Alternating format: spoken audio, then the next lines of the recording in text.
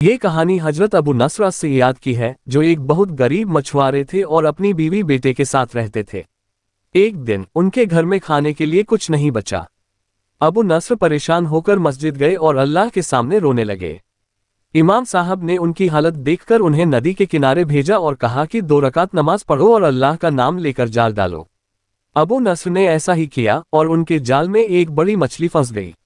वह बहुत खुश हुए और मछली को बाजार में बेचकर एक छोटी रोटी खरीदी। अबू नस्र ने सोचा, मेरे घर में भी भूख है, लेकिन अल्लाह मुझे कभी अकेला नहीं छोड़ेगा। ये सोचकर उन्होंने अपनी इकलौती रोटी उस औरत और उसके बेटे को दे दी। बच्चा मुस्कुराया और औरत ने कृतज्ञता से रोना शुरू कर दिया।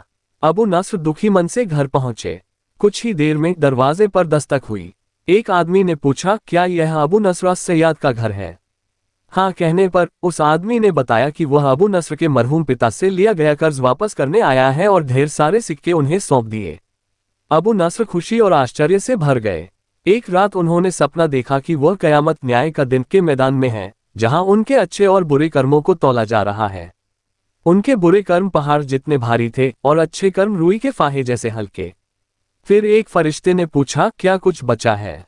जवाब मिला, हाँ, उस औरत के आंसू बचे हैं। जैसे ही उन्हें तराजू पर रखा गया, वह समुद्र जितने भारी हो गए और अच्छे कर्मों का पलड़ा भारी हो गया।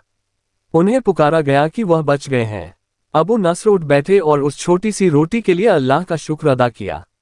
सबक: सच्चे दिल से दी गई नेकी कभी जाया नहीं होती और अल्लाह अपने नेक बंदों को बेहतरीन बदला देता है।